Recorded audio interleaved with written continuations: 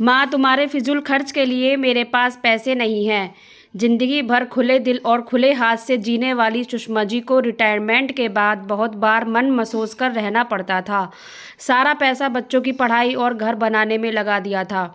बचत बस काम चलाने भर की थी। शाम को सुषमा जी जब गार्डन में टहलने के लिए गई तो उनका महिला मंडल वाला ग्रुप रामेश्वर जाने का प्रोग्राम बना रहा था।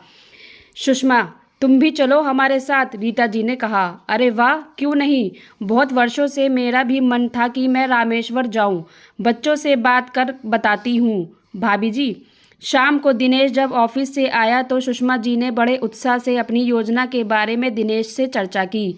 बेटा, मैं भी जाना चाहती हूँ। बहुत दिनों से मेरा बड़ा मन था और थोड़ा चेंज भी हो जाएगा। सुषमा जी को उम्मीद ही नहीं थी कि उन्हें ऐसा जवाब मिलेगा। मम्मी, कितना खर्च करती हो आप बेफिजूल का। कितना वाहियात आइडिया है आपके दोस्तों का। इस उम्र में घर में रहकर भजन कीर्तन करो। भगवान तो कण कण में व्याप्त है। यहाँ वहाँ जाने का क्या मतलब। सुषमा जी समझ ही नहीं पा रही थी कि दिनेश ने कैसे इस तरह का जवाब दिया उन्हें। यही दिनेश आए दिन कुछ न कुछ बहाना करके उनसे पैसे मांगता रहता था। वह जानती थी, फिर भी उन्होंने कभी कोई रोक टोक नहीं लगाई थी। आज जब दिनेश को लगा कि उसके पैसे देने पड़ेंगे तो वह बिना मतलब के बहाने बनाने लगा। सुषमा जी ने कोई जवाब नहीं दिया और वे वहाँ से चली गई। गीता जी का फ़ोन आया तो उन्होंने बिना बताए हाँ कर दी और उनसे मिलने का वक्त मांगा। भाभी जी, मैं दिन भर खाली बैठी रहती हूँ। मैं कुछ करना चाहती हूँ जिससे इस उम्र में व्यस्त भी रह सकूँ और आत्मनिर्भर भी। अरे वाह सुषमा, तुमने सही समय पर अपने मन की बात की। मेरे पड़ोस में एक सुनीता रहती है। उन्हें एक टीचर की ज़रूरत है। तुम भी एक बहुत अच्छी टीचर थी। अगर तुम फिर से क्लासेस लेना शुरू कर दो तो अच्छा रहेगा। क्यों नहीं भाभी, आप हाँ कर दीजिए। और भी बच्चे हों तो मैं ले लूँगी। जब सुषमा जी शाम को बच्चों को ट्यूशन पढ़ाने लगी तो उन्होंने घर पर नहीं बताया। धीरे धीरे बच्चे बढ़ने लगे। उनका पसंदीदा काम भी मिल गया और पैसे भी अच्छे खासे आने लगे। जब दिनेश ऑफिस चला जाता तो वह आसपास के घरों की डिमांड पर एक खुद का खाना बनाने का रसोई भी चलाने लगी, जिसमें सिर्फ वो पराठे ही बनाती थी। सुषमा जी अच्छी कुक थी। उनके पराठे भी डिमांड में थे। उन्होंने अपने किचन का नाम रखा था घर के पराठे। एक दिन ऑफिस में दिनेश अपने दोस्तों के साथ खाना खा रहा था। उसके दोस्त ने उससे खाना ऑफर किया।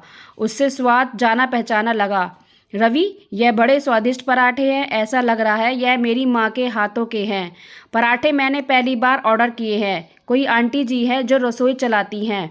मुझे भी नंबर देना, दिनेश बोला।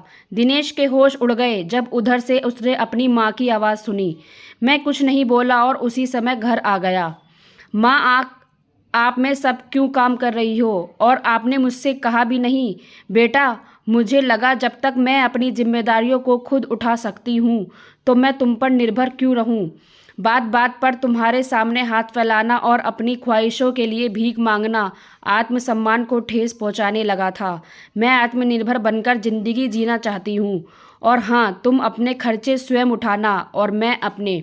इस पैसे पर मेरा हक है। मेरी कोई भी जवाबदारी नहीं तुमको। मैं जहाँ भी जाऊँगी तुम्हें बता दूँगी। तुम मेरी ज़िंदगी में हस्तक्षेप नहीं करना और ना ही मैं तुम्हारी ज़िंदगी में करूँगी।